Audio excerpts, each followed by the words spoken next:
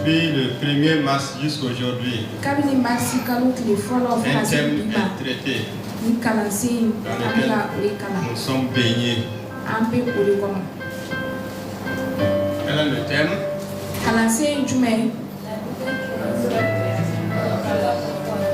Merci beaucoup. Et quel était le texte de base?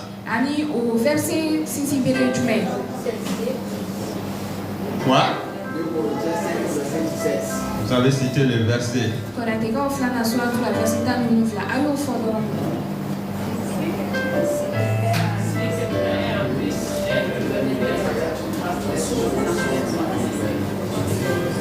Amen. Si quelqu'un est en Christ, il est une nouvelle créature. Les choses anciennes sont passées. Si toutes choses sont devenues nouvelles. Nous sommes avec les enfants sous les manguiers là-bas. Nous avons travaillé avec ce thème. Et si je prends la parole, je vais aussi travailler avec vous sur ce thème. Parce que c'est le dernier dimanche. Le mois d'avril va commencer. Et il y aura un autre thème. Donc si quelqu'un est en Christ, qu'est-ce que ça veut dire être en Christ?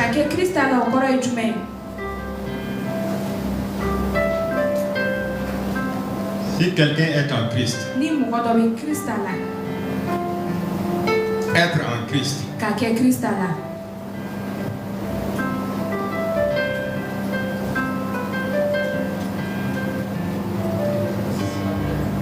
La version que nous avons avec les enfants, c'est mis écrit là-bas, si quelqu'un est uni à Christ. Peut-être cela va vous aider. Si quelqu'un est uni à Christ. Donc, être en Christ, être uni à Christ, voilà, qu'est-ce que cela peut être pour nous? J'ai besoin de vos éléments de réponse parce qu'on va travailler ensemble ce matin. Ça va nous aider.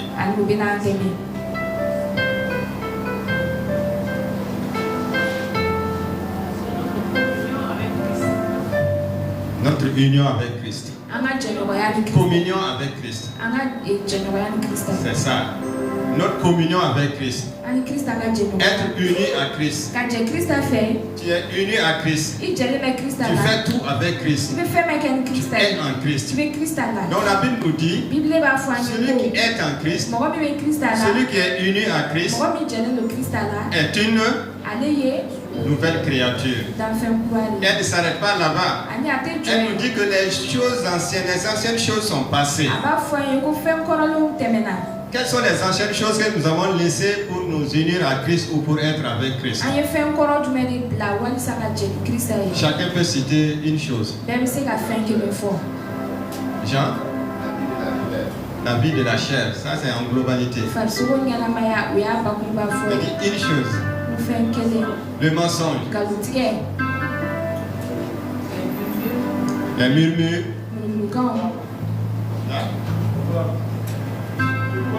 Le vol. La maladie. L'adultère. La haine. La trahison. La diffamation. Vous voyez? Ça c'est clair pour nous. Ce sont les anciennes choses. Au moment où nous ne connaissons pas Christ, au moment où nous ne sommes pas unis à Christ, au moment où nous ne vivons pas la communion avec Christ, ce sont de telles choses que les gens peuvent voir en nous, dans nos vies. Il n'y a pas besoin de parler, c'est des choses qui se font voir comme cela. Donc, mais la Bible nous dit, si celui qui est uni à Christ, celui qui est en Christ, ces choses sont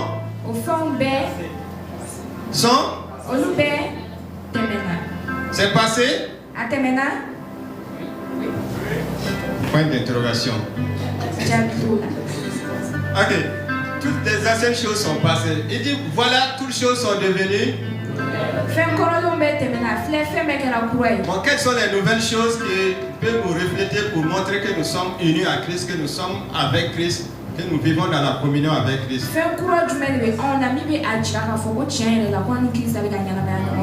Jean, l'amour, la patience, la fidélité, la justice, la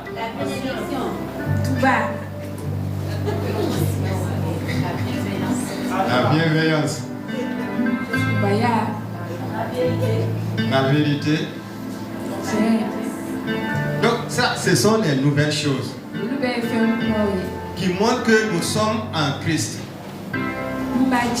qui montrent que nous sommes unis à Christ, qui montrent que nous sommes en Christ, nous sommes avec Christ, que nous sommes dans sa communion. Donc j'ai fait cet exercice avec les enfants. Alors je leur ai demandé, qu'en est-il maintenant? Parce que ce sont des tous enfants, nous ne pouvons pas dire que, mais nous les amenons à comprendre la vie du chrétien d'abord. Pas arriver à la nouvelle création avec des enfants, mais les amener à comprendre et à aspirer à ce qui est de Christ. Dit dans ce cas, nous avons fait les deux tableaux. À la lumière de ces deux tableaux, qu'est-ce que vous pouvez dire de vous-même? Chaque enfant a parlé. Et là, on était obligé d'arriver à la prière de repentance. Ils ont vu, ils sont dans l'église, ils accompagnent papa et maman à l'église, ils viennent écouter, ils chantent dans l'église, ils louent, mais toujours nous voyons qu'il y a des choses qui ne sont pas normales dans la vie. Donc ce matin, comme c'est la conclusion d'une manière générale, j'aimerais attirer notre attention sur cet état de fait. La nouvelle création vit par la foi. Donc il faut que tu sois conscient de ton identité. L'identité de celui qui est en Christ. L'identité de celui qui est uni à Christ. Cela est très important. Donc comme nous venons de le dire, c'est ça qui nous aide à pouvoir aller de l'avant et à manifester cette proclamation. La nouvelle création vit par la foi. C'est très important. Il y a des difficultés chez les chrétiens. Sinon, chez les religieux. Parce que normalement, celui qui est appelé chrétien, comme nous venons de le dire, c'est celui qui est en Christ, qui est uni à Christ, qui est en communion avec Christ. Mais nous voyons que nous avons beaucoup de religieux,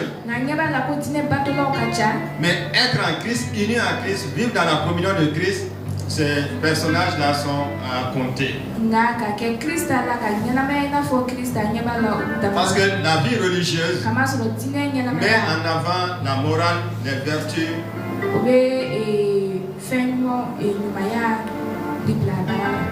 La morale, tout le monde réclame la morale. Il faut bien vivre dans la vie, il faut avoir de telles choses. Ça, c'est la morale. Les vertus. Non, tout le monde. C'est la vie des religieux. Tout religieux aspire à cela. Et tout religieux proclame cela. Mais celui qui est en Christ, celui qui est uni avec Christ, celui qui est dans la communion avec Christ, va aller au-delà de ces choses. Il va aller au-delà de ces choses. Donc ce matin, le livre de Jacques nous aide beaucoup par rapport à la foi. Nous allons étudier quelques passages pour nous aider. La vie de la nouvelle création. La nouvelle création vit par la foi. Qu'est-ce que la foi produit en nous? Et qui va nous permettre de nous voir comme la tradition des catholiques, le Christ a Dieu. Quand on parle des chrétiens, Christ a Dieu. des enfants de Christ. Être vivre comme Christ. Pour cela, nous trouvons le livre de Jacques. Le livre de Jacques au chapitre 5. On va parcourir le chapitre, mais nous allons sauter certains versets.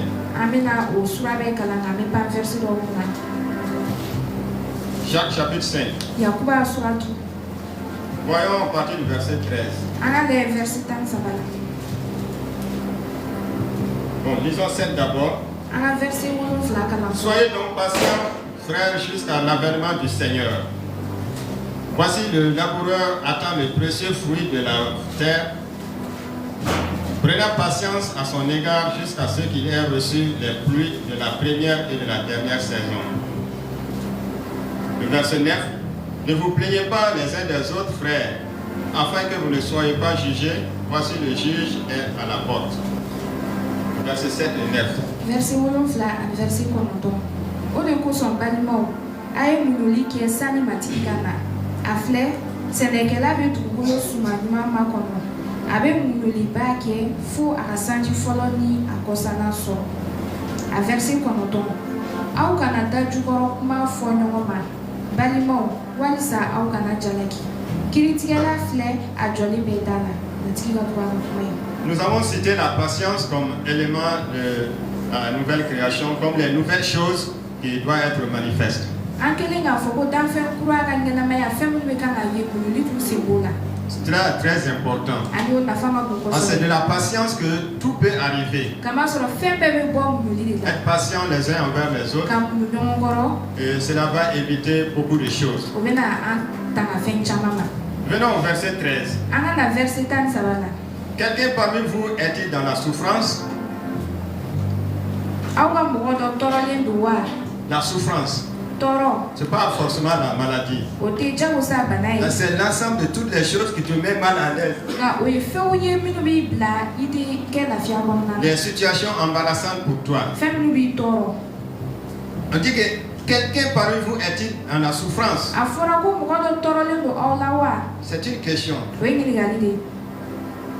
La nouvelle création, toi qui es né de nouveau, qui est en Christ, qui est uni à Christ, et qui est dans la communion avec Christ, de telles situations peuvent arriver.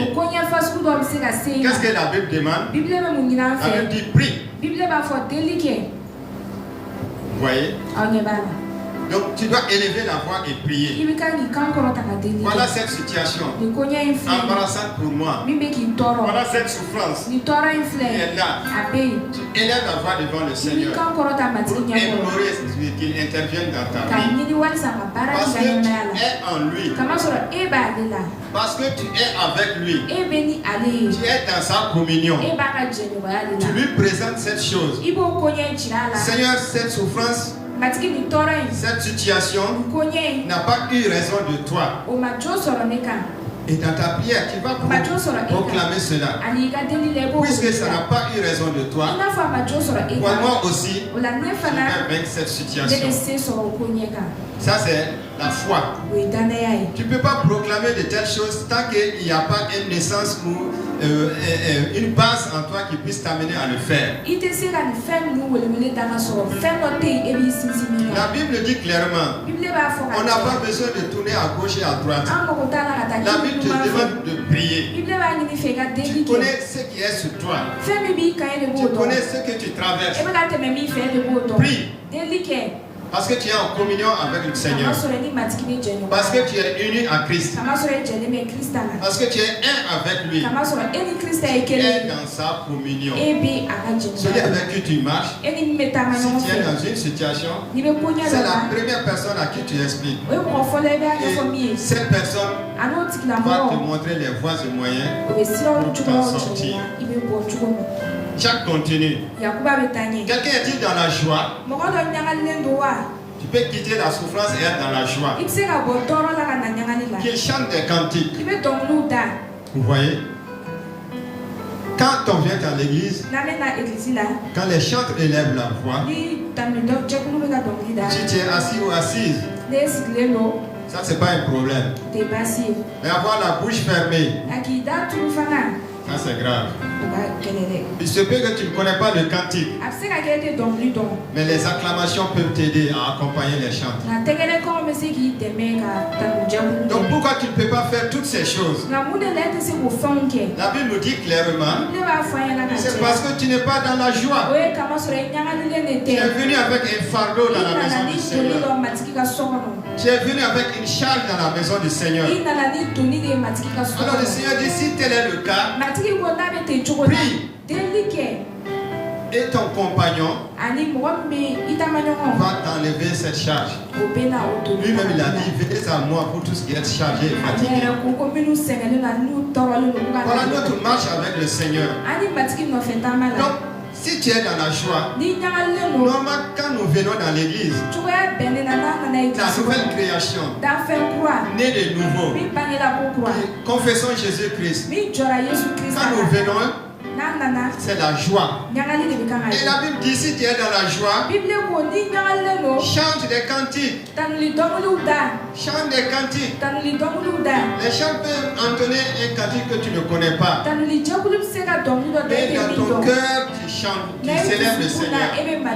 Dans ton cœur, tu loues le Seigneur. Et tes acclamations, tes prosternations vont prouver cela. C'est très important. Vivre par la foi. Nous sommes dans ce thème. Et ce sont des éléments qui peuvent nous aider. Verset 14. Quelqu'un parmi vous est-il malade? Ça c'est la maladie cette fois-ci. Oui, la nouvelle création peut tomber malade parce que nous sommes dans la chair. C'est notre âme qui est caractérisée par les 5 sens. La vue, le toucher, l'ouïe, voilà. Il y a 5. Certains ajoutent un 6e. Donc, quelqu'un est-il malade? La Bible dit, cela peut arriver. Cela peut nous arriver. Et si ça arrive à un frère, à une soeur, est-ce que c'est à nous de dire l'origine de cette maladie? Car cela est fréquent. L'origine, la personne souffre. Parce que. Et même la personne qui souffre, depuis que j'ai salué une telle personne, la pomme a commencé à se gratter, ou bien j'ai eu du froid, ou bien j'ai eu un coup de froid. En toi, quelque chose de manifeste que tu peux énoncer. La maladie peut arriver. La Bible dit si c'est le cas, appelle les anciens de l'église et que les anciens prient pour lui. Les anciens vont prier pour toi. Bon, quand on dit ancien, c'est pas l'âge. C'est la personne à qui tu as confiance dans la communauté. Un frère, une soeur avec qui tu peux tout partager parce que tu es un ou une avec cette personne dans le Seigneur. Tu peux ouvrir ton cœur dans la confiance. Et à ce moment, la Bible dit quand ces frères, ces anciens vont venir, qu'ils prient pour le malade. C'est l'initiative du malade. J'ai une maladie en moi. Je ne vais pas accuser quelqu'un. Même si c'est quelqu'un, celui avec qui moi je marche là, le Seigneur qui est avec moi, qui est avec qui je suis en communion, il connaît la personne. Si je sens la maladie, la foi, la Bible nous demande de faire appel à certaines personnes. J'explique ma maladie. Je sais comment elle est venue. Ceux-ci vont m'aider dans la prière. prière. Ils vont prier. Ils vont prier. Et la Bible est claire là-dessus. Le résultat de cette prière-là, c'est la guérison. C'est la guérison. La guérison peut ne pas intervenir. Ça ne veut pas dire que la prière n'a pas été exaucée. La prière a été exaucée. Peut-être il y a un enseignement qui est en vue. Et le Seigneur intervient toujours en son temps. Le Seigneur intervient toujours en son moment. Et comme nous sommes en communion avec lui, après ce temps de prière, c'est à nous de rendre notre foi manifeste.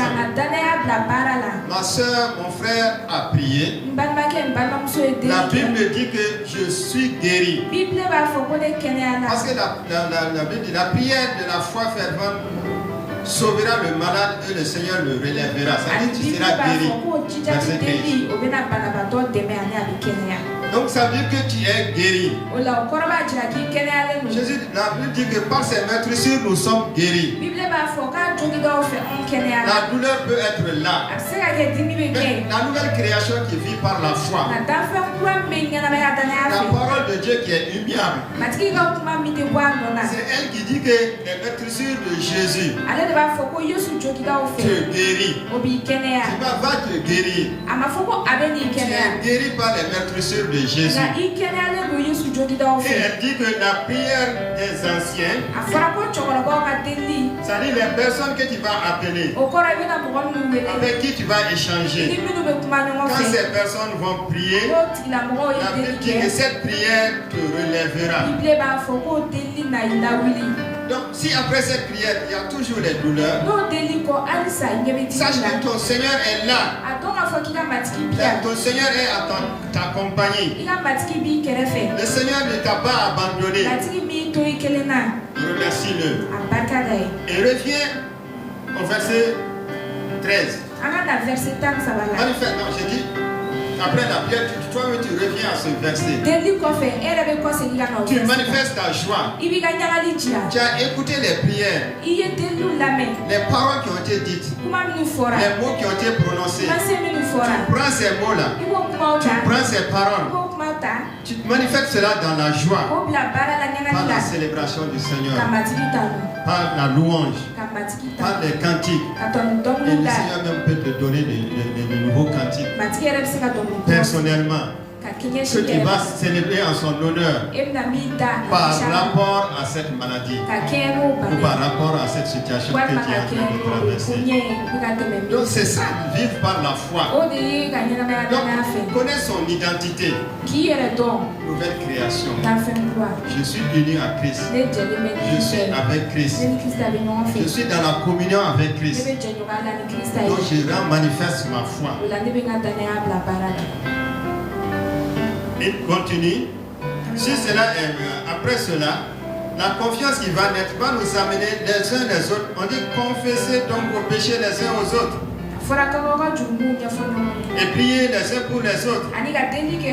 Afin que vous soyez guéris. Oui, on revient là-dessus. La prière fervente du juste a une grande efficace.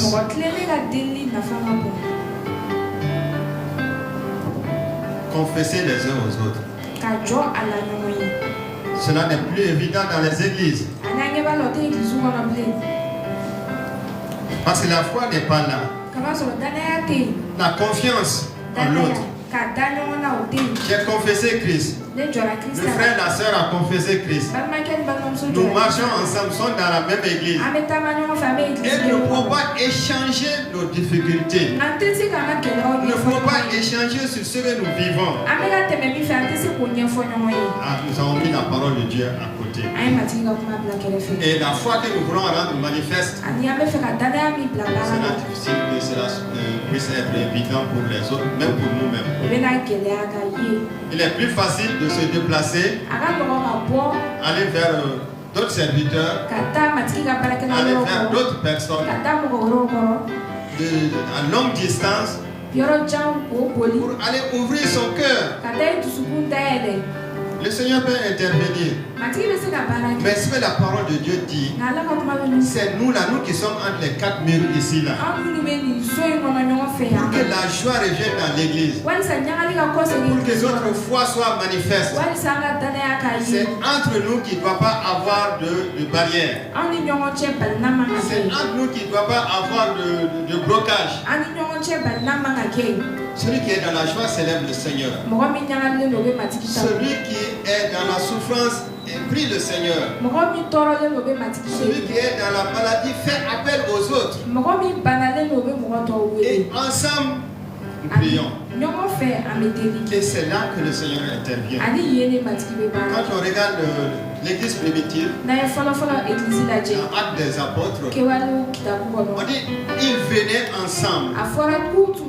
Ils étaient toujours ensemble. Priant ensemble, méditant la parole de Dieu ensemble, rompant le pain. C'est celle que nous prenons là. Ça se faisait dans les maisons. Les gens venaient ensemble avec le cœur ouvert. Ils partageaient ce qu'ils avaient. Et la Bible dit clairement que c'est le Seigneur qui ajoutait à leur nombre. Parce qu'ils étaient ensemble. Ils priaient ensemble. Ils méditaient la parole de Dieu ensemble. L'Église moderne a quitté ce statut. L'Église moderne s'est éloignée de cela. Et nous comptons sur les grandes croisades. Nous comptons sur les grands modèles. Les stratégies qui sont données. Oui, ces stratégies marchent. Si de l'intérieur, dans l'unisson, avec la prière et l'orientation du Saint-Esprit de son temps, donc ces stratégies peuvent porter des fruits. Nous sommes appelés à vivre par la foi. Nous sommes appelés à marcher ensemble, main dans la main, avec le Seigneur. C'est cela qui nous est demandé. Une des manifestations de la vie par la foi pour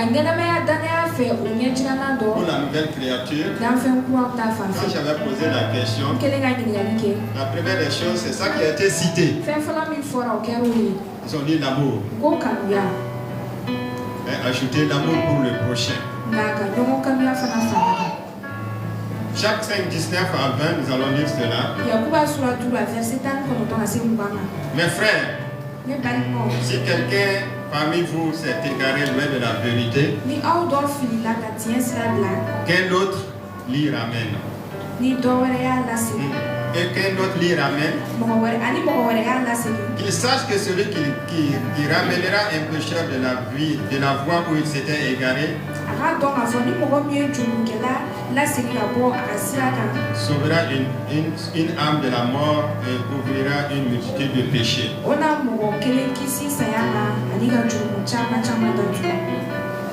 Je le disais tantôt, il est très facile de jeter l'opprobre sur le prochain.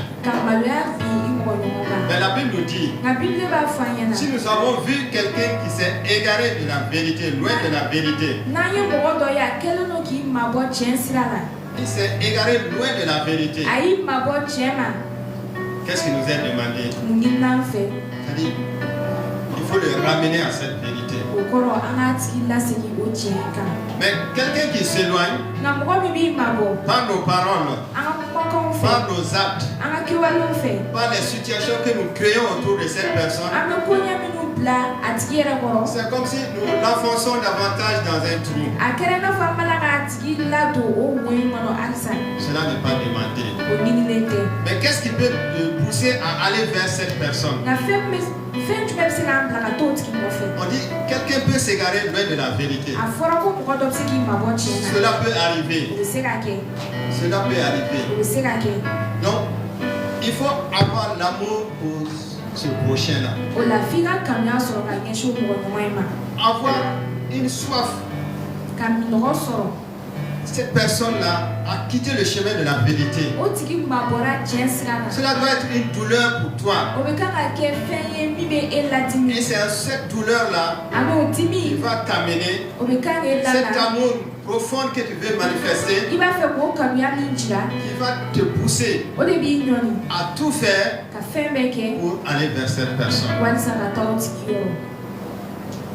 Il ne nous est pas demandé de faire la liste des mauvaises choses que la personne a fait ou est en train de faire. Car cela est très facile. Le tableau des mauvaises choses. À la place de Dieu, nous pouvons même dire que cette personne ne mérite pas une grâce.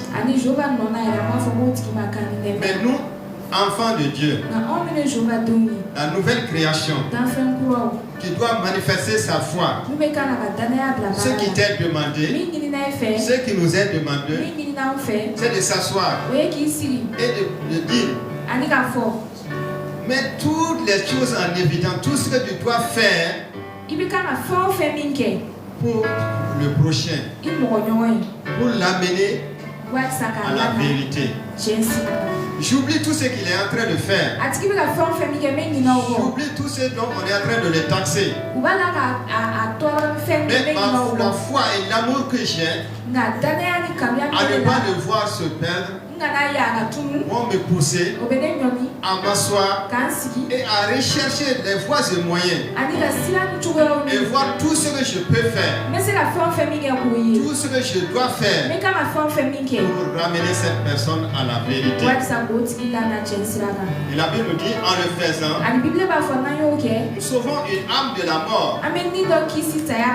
Pas la mort de la chair, la mort de l'âme. Cela est très important. À celui qui manifeste la foi peut aider l'autre. Pas tout ce que nous pouvons taxer sur les autres, c'est la manifestation de la chair. C'est l'âme. L'âme cherche le luxe. L'âme cherche le bonheur. Tout ce que nous avons cité comme anciennes choses là, ça c'est ce que notre âme recherche.